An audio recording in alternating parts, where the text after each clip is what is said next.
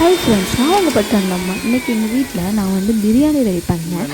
அது வந்து செஃப் தாமு சாரோட ஸ்டைலில் நான் ட்ரை பண்ணேன். நீங்களும் ட்ரை பண்ணி பாருங்கள், டேஸ்ட்டாக இருந்துச்சு. சாப்பாடு எப்படின்னா எங்கள் வீட்டில் வந்துட்டு தக்காளி சாப்பாடு செஃப் தாமுவோட ஸ்டைலில் இன்றைக்கி வந்து வெஜிடபிள் ரைஸ் வந்து வைக்கிறோம். அது எப்படின்னு ஒன்று ஒன்றா ஒரு ஸ்டெப் பை ஸ்டெப்பாக பார்க்கலாம். என்ன உருட்டா பாருங்க, நீ எப்படி சாப்பிட்ட யூடியூப்ல சர்ச் பண்ண ஃப்ரெண்ட்ஸ், நீங்கள் வேணால் செக் பண்ணி பாருங்கள். ஒன்றும் இல்லை ஃப்ரெண்ட்ஸ், என்னென்ன பண்ணியிருக்கேன்னு உங்கள்கிட்ட ஒன்று நான் சொல்கிறேன். ஃபர்ஸ்ட் வந்து ஆயில் ஊற்றிட்டு கொஞ்சம் எண்ணெய் ஊற்றிட்டு அதுக்கப்புறம் ஸ்பைசஸ் எல்லாம் எடுத்துட்டு கொஞ்சம் சோம்பு அப்புறம் ஸ்பைசஸ் எல்லாம் எடுத்துட்டு போட்டாச்சு. அது நல்லா தட்டிக்குள்ள அடுப்பு பற்ற வச்சதை சொல்லவே இல்லை, அடுப்பை ஆன் பண்ணி கொள்ளலாம். அதுக்கேற்ற மாதிரி கரண்டி சொல்லலை கிண்டுறதுக்கு. இந்த மாதிரி கரண்டி தான் கொஞ்சம் நல்லா இருக்கும், அப்போதான் கை சுடாது. நான் வந்து இது மாதிரி பெரிய கரண்டி தான் யூஸ் பண்ணிக்கிறேன். அந்த கரண்டி செய்கிற வேலை தான் கம்பெனி தான் வேலை செஞ்சா, அதுதான் மார்க்கெட்டிங் பண்ணிட்டான்.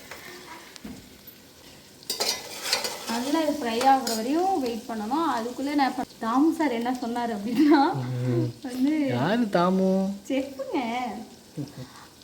என்ன பண்ணிக்கணும்னா இது இஞ்சி பூண்டு அப்புறம் வந்து மிளகாய் பச்சை மிளகாய் வந்து உங்களோட குவான்டிட்டிக்கு ஏற்ற மாதிரி நிறைய செஞ்சால் நிறைய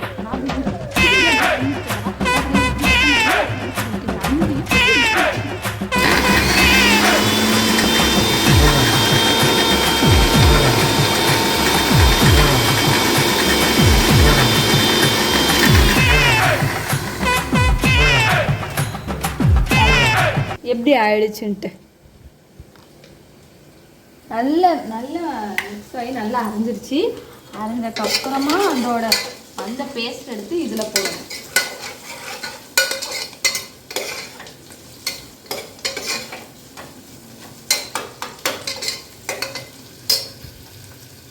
என்னோட சமையல் வீடியோவுக்கு ப்ளீஸ் எனக்கு சப்போர்ட் பண்ணுங்கள், எல்லாமே பாருங்கள், கமெண்ட் பண்ணுங்கள் மறக்காமல். என்னோட ஸ்டைல் வந்து உங்களுக்கு குக்கிங் ஸ்டைல் வந்து உங்களுக்கு பிடிச்சிருக்கு அப்படின்னா மறக்காமல் கமெண்ட் பண்ணுங்கள், நல்ல விதமாக கமெண்ட் பண்ணுங்கள். சாப்பிட்றவங்களே நல்ல விதமாக கமெண்ட் பண்ணல, இல்லை வேடிக்கை பார்க்க வந்தவங்க எப்படிமா பண்ணுவாங்க. கருவேப்பிலை ஃப்ரெண்ட்ஸ்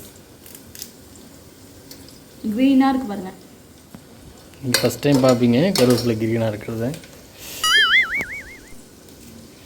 என்ன இருக்குமா இல்லை என்ன கலரில் இருக்கும் கமெண்ட் பண்ணுங்கள்.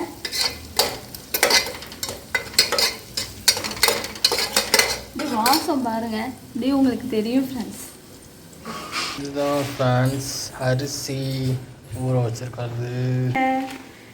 இது வந்து நாங்கள் இதுன்னு சொல்லுவோம், மீன் மேக்கர் தான் சொல்லுவோம். குட்டி குட்டியாக இருக்கு பாருங்க.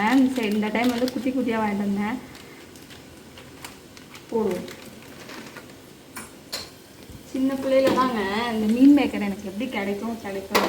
பிரியாணியில் அதை மட்டும் எடுத்து சாப்பிடுவேன்.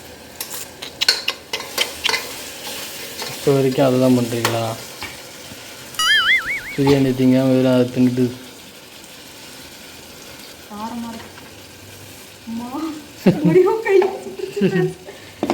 இது மாதிரி கை சுடும் போது நீங்கள் கையில் பத்திரமா வச்சுட்டு சமைக்கவும். ஏன்னா இந்த ஸ்பைசஸ்லாம் போட்டவும் காரமாக இருக்கு. ஸ்பைசஸில் அந்த மிக்சர் தாமு சார் அப்படி தான் சொல்லியிருப்பாங்க, தாமு சார் தான் ஃபாலோ பண்ணுறேன். அப்புறம் வந்து நம்ம வந்து தக்காளியை போட்டுக்கலாம் ஃப்ரெண்ட்ஸ். நல்லா ஃப்ரை ஆகிடுச்சு, அதனால் தக்காளி போட்டுக்கலாம். டொமேட்டோ உங்களோட குவான்டிட்டிக்கு ஏற்ற மாதிரி. நான் வந்து 2 மீடியம் தக்காளி எடுத்துருக்கேன், நீங்கள் 3 பேர்த்துக்குன்றனால மட்டும்.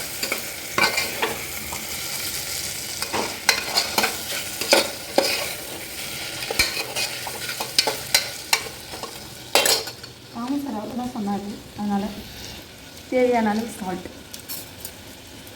அளவு மஞ்சள் தூள். அப்புறம் வந்து இந்த வெஜிடபிள்ஸ் எல்லாத்தையும் போட்டுக்கலாம். ஆயில் ஃப்ரை ஆகணும், அதுக்காக வெஜிடபிள்ஸ் போட்டுக்கலாம். எவ்வளோ கலர்ஃபுல்லாக இருக்கும். அது கூட இந்த சோயாபீன்ஸ் போட்டுக்கலாம். மட்டும் அள்ளி வீசிடுறேன். போட்டால் நல்லா இருக்குங்க.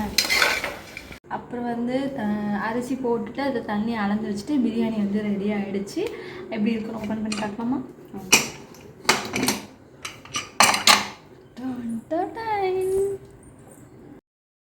டேஸ்டியான பிரியாணி ரெடி ஆகிடுச்சு. ப்ளீஸ் என்னோடய வீடியோ ஃபாலோ பண்ணுங்கள், லைக் பண்ணுங்கள், ஷேர் பண்ணுங்கள். ப்ளீஸ் மறக்காமல் சப்ஸ்கிரைப் பண்ணுங்கள்.